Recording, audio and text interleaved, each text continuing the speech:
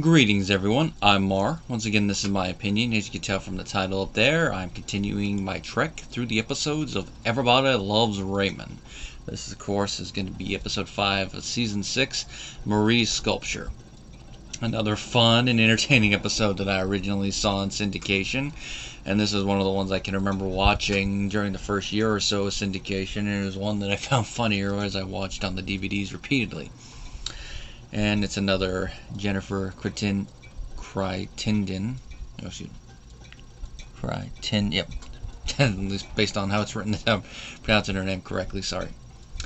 Weird morning. And this is one that got some Emmy love, which I'll talk about in the proper review. Just a reminder before we get too far into things, if you want to support the channel, both the Patreon and PayPal links are down below. If you want to continuously support the channel, go the Patreon route. You'll gain access to videos early, and you'll also be able to suggest the topics for future videos, such as reviews like, okay, sorry if you hear noise in the back, such as reviews of films like this. A little hint what's coming soon. If you want to just do one-off support or a one-off request, go the PayPal route. Either way, your support is appreciated. Alright, Marie's Sculpture. This is one of those episodes that has a commentary on the DVD, and it is the first one that we have a run-in by Doris Roberts, which it's a little late in the show's run to have her, because there's been constant episodes with Marie that I would love to have heard her thoughts on, but it is what it is by this point in the show that I decided to get her in there. But it's a nice little one. They do go over how she came to the show. She was directing a play at one point in the 90s, and her agent told her she should go audition. She wasn't sure about it, but she went, and she got the part, obviously, and she does mention that the play had good reviews. And I've always heard she was a nice and humble woman. You can definitely get that from listening to her on the commentary. Definitely the polar opposite of the character she plays on this show. I think that's what makes it so well, is that she plays that character so beautifully that you hate her, but it's not really how she is. Now, I mentioned Emmy love, so I got looking through the thing. Doris Roberts, she won the supporting actress Emmy. This is one of the 2 episodes that she was put in for. The other one's going to be Lucky Suit, another fun episode I'll be talking about pretty soon. And it also was nominated for writing along with The Angry Family. Jennifer got the writing Emmy nomination for here, and after watching it again, I can clap my hands and say, yeah, she definitely deserved to be nominated. And it is definitely one of those ones that as an adult it's funnier, but for different reasons. As a kid watching this episode, you get the joke and you'd probably be like, yeah, that type of laugh. But as an adult, you're like, okay, I get it a little bit more. Now, the reason for that is what Marie's Sculpture is a sculpture of. Now, as we've known throughout the show, Marie likes to improve herself. She's constantly doing stuff. She mentioned she's starting yoga at one point. She takes her French classes. And of course she already speaks Italian, so that helps a little bit there, that she already knows one Romance language, so she's going to be learning another, so make it a little easier from a grammar standpoint. You just got to learn all the new words, amongst other stuff. And of course she plays piano, so her wanting to go to sculpture makes sense. Now Frank being a little annoyed by this, considering she's not home and not making food for him, makes sense. And when she wants to show off the sculpture, it makes sense. She wants to show it off to everybody, because she's that type of person that all of her big successes she wants to show off to the whole immediate family. Now, she wanted to do an abstract piece of art because she thought it would be easy and it'd be like art.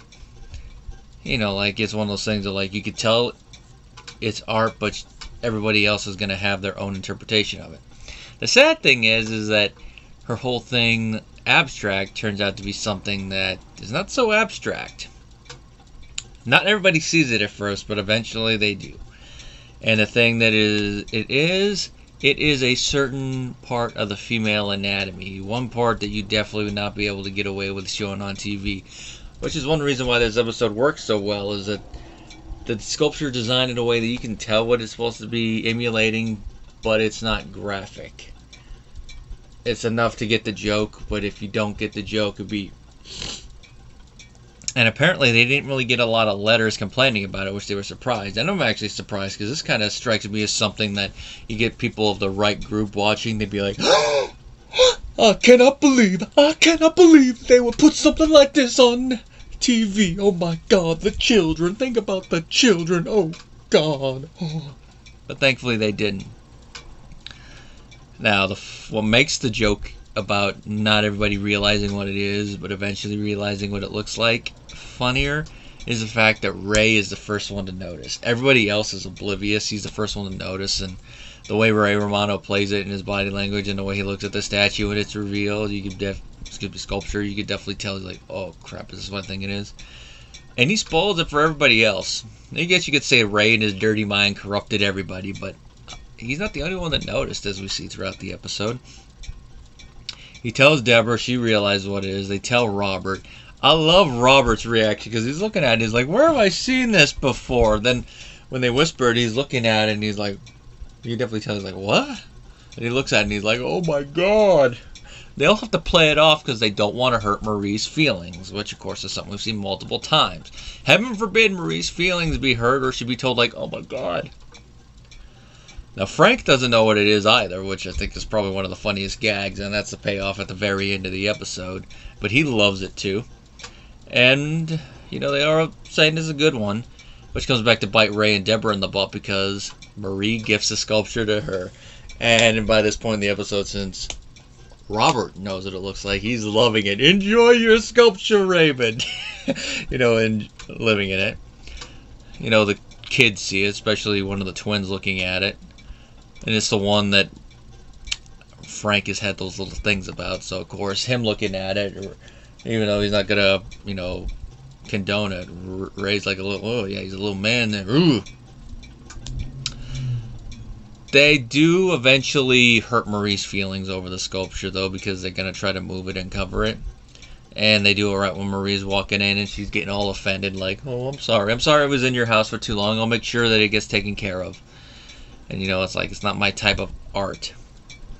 Of course, Marie and her feelings. They always have to do the little tiptoe to not hurt Marie's tender sensibilities. But how does Marie decide to get rid of the sculpture? Send in the nuns. A group of nuns appear. We got Sister Anne, played by Laurie Johnson. Sister Beth, played by Mary Gillis. And, oh yeah, it's just those two, sorry. I thought there was more, but I had other ones. I'm reading through the list. It's a whole little funny thing where Ray's trying to say, there's no sculpture about that one. And he's like, oh, I thought you meant another sculpture. I was not lying to nuns. And according to the commentary, one of the ows in this scene was ad-libbed by the nun. And it does work, because especially the way she's looking at Ray like, ow. They see the sculpture, and they can tell right away what it is. And I love they're the ones that break the news to Marie when she comes over, and they're like, are you sure the subject matter is good? Because they were donating it to the church for a sale. Like, is that not a sculpture of a... And Marie's reaction when they whisper that to her. This is like the episode involving the condoms, where they never actually say the word out loud. They whisper it. And it's one of those things of not saying it and finding out ways around actually directly saying it makes it funnier. You know, euphemisms or not saying it, but figuring out situations where you say it without having to say it. And it definitely works in this situation, because one, it's a nun, and, you know, they don't want to come out and fully say it, even though they're in front of people who probably already know what it looks like. And, of course, the whisper of it, Marie's follow-up reaction, is what really sells it. You know, she overreacts like, are you crazy?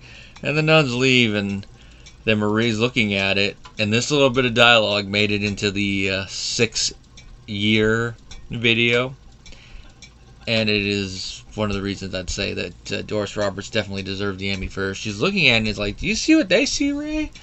And Ray's trying to play it off because, once again, not to hurt Marie's feelings, her tender sensibilities. And then Marie looks at it just right, and then she can see it, and her first response is, oh my God, I'm a lesbian. And then she's going off on a big pity party little speech, you know, like, I can't even do an abstract right, you know. I thought it'd be easy, you know, the female body's a beautiful thing. It's a whole long speech, and I don't have it word for word, but those are aspects of it. just the way that Doris plays it, and you can definitely tell that she's hating herself a little bit because she wanted to do an abstract art and she did it wrong. And Ray has to cheer her up in this little back and forth between Ray and Marie, which Ray and Doris do play pretty well, and definitely a good back and forth. You definitely believe them as mother and son this far into the show. Their chemistry is that. And he definitely does cheer her up. It's a nice little Ray-Marie moment here.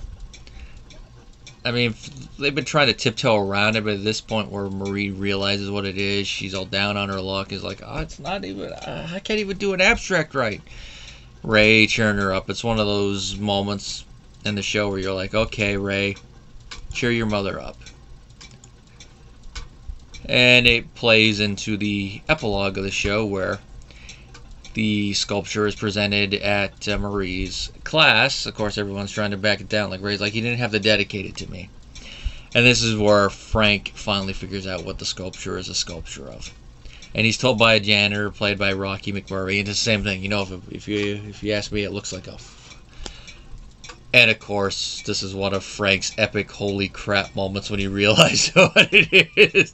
I can just imagine him and Marie having an off-camera talk about this, like, yo, Marie, why didn't you tell me you made a sculpture about it? Was not on purpose, Frank.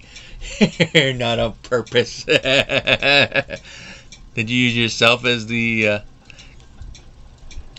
Which, that just made me think of something. Since Frank used to be an artist, you'd think he'd be supportive of Marie's hobby here, but I guess it's him balancing it against the fact that he isn't getting food. But also the fact of how impressive the sculpture is, that's probably one of the reasons he loves it. Other than the fact he's not really realizing what it is consciously, but subconsciously he does. So it's like a back and forth thing there. Nice little bit there. It would have been nice if they brought up the fact he was a painter, but that seems to be one of those little factoids that they put into the lore and then is never mentioned again. Like, I don't remember if this sculpture is mentioned again in the show after this. The back and forth, the humor, the right amount of drama thrown in here. Jennifer definitely deserved an Emmy nomination for this, especially by this point in her being a writer on the show. She definitely knows these characters, their interactions, and the right way to put them into a plot like this. Now, fun little thing. They do bring this up in the commentary, but this is a nice little thing here. That in a People's Magazine article in May of 2005, at the end of the run, the cast took home souvenirs from the show. Guess what Doris Roberts took? That's right, she took the aforementioned titular sculpture and she put it in her living room. I can only imagine for the next decade of her life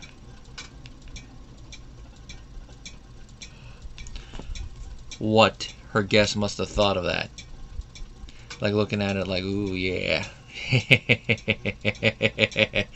Oh no, this is another fun episode of the show. Not really much else to go on there. There's not really a lot of behind the scenes drama, not really a lot of big depth to it, but definitely a fun episode that definitely deserved Emmy nominations and definitely gets the Mar stamp of approval. It's definitely going to be on the VHS list, definitely going to be on the top of the seasons list.